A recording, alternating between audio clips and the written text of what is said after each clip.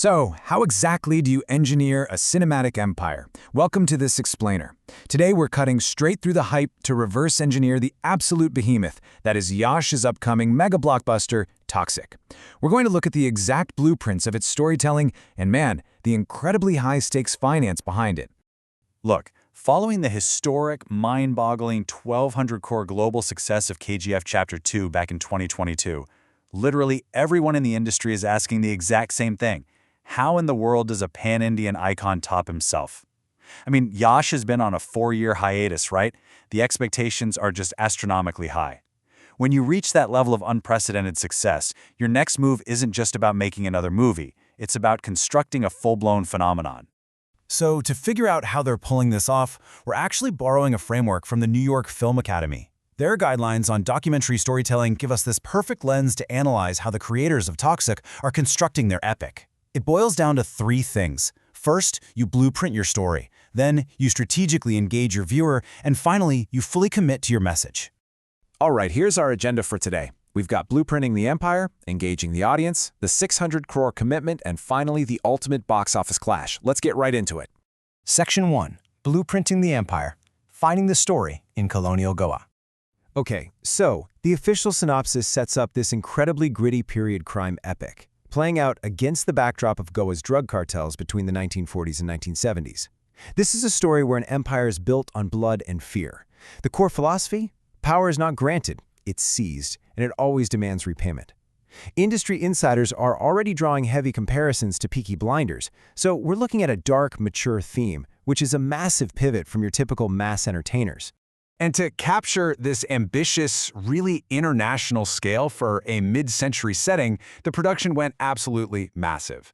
I mean, after a brief stint shooting in real locations across India, the entire team packed up and relocated for a staggering 150-day marathon shooting schedule in London. What this tells us is that even though the main character is an underworld don, the visual treatment is going to be sleek, modern, and distinctly international. Moving on to Section 2. Engaging the audience, building the cinematic world. Now, the crucial strategy here is guaranteeing maximum cultural reach across India. Toxic is doing this by assembling a massive, diverse, pan-Indian ensemble cast. Obviously, Yash plays the stylish anti-hero Don, but check out the absolute powerhouse talent joining him. You've got Nayanthara stepping in as his on-screen sister, Kiara Advani as the love interest, and Huma Qureshi taking a sharp turn as a primary antagonist. Add in rising stars like Rukmini Vasant and Tara Sutaria, and well, you've got a cast that is mathematically calculated to pull in audiences from literally every demographic and region in the country. But you know, engagement isn't just visual, right? It's auditory.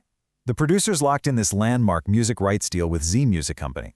And instead of just relying on one single sound, they're using a really fascinating multi-composer strategy. Vishal Mishra is bringing 4 songs, Tanishq Bakshi contributes a collaborative track, and Ravi Basrur, the guy who architected that legendary KGF sound, is coming back for a key song and the all-important background score. It's all about blending raw mass energy with just a vast cinematic scale. This whole multi-composer approach really brilliantly illustrates the mindset of the creators here. KVN Productions chairman Venkat K. Narayana actually said that their goal is to redefine how music travels with cinema. They don't just want a catchy soundtrack, they want a full-on experience that connects emotionally across the Hindi, Kannada, Telugu, Tamil, and Malayalam markets. It's a super deliberate strategy to ensure the film's sonic footprint is just as massive as its visual one. Section 3. The 600 crore commitment. Financing the vision. All right, step 3 is committing to the message. And wow, the producers are showing unparalleled commitment here by footing one of the most expensive bills in Indian cinema history. We are looking at a staggering production budget estimated somewhere between 500 and 600 crore rupees. To put that into perspective for you, this single film costs more than the entire KGF series combined. That's insane. This immense capital is being poured into extensive visual effects, elaborate period sets, and, of course, that massive London shoot we talked about earlier. Naturally, because the budget is just so high, the financial stakes are incredibly demanding. They've already locked in massive pre-release distribution deals. Just to give you an idea, the advance for Andhra Pradesh and Telangana alone sits at 40 crore rupees. And over in North America, the film needs a remarkable $6.5 million just to break even. For context, that number actually surpasses KGF 2's entire lifetime earnings in that region. So yeah, the film requires astronomical global returns just to get out of the red. Which brings us to Section 4, the ultimate box office clash, a cinematic showdown. So all of this builds into a perfect storm. Toxic is officially scheduled for release on March 19, 2026.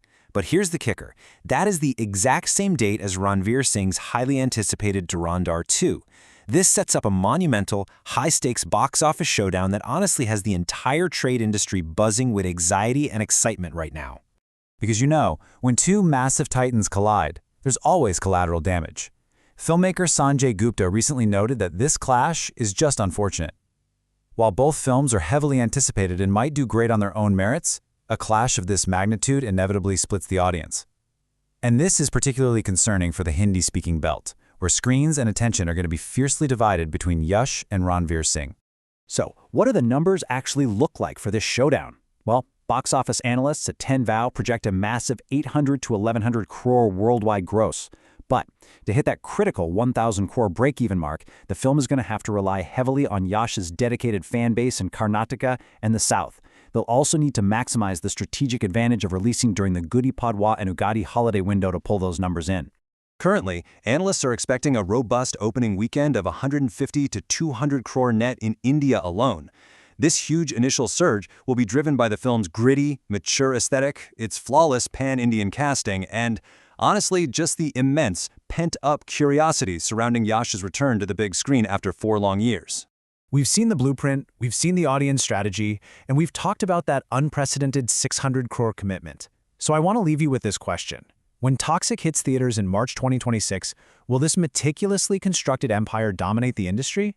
Or will this ultimate box office clash prove that in cinema, even the most perfect blueprints can burn? Thanks for joining me on this explainer, and I'll catch you in the next one.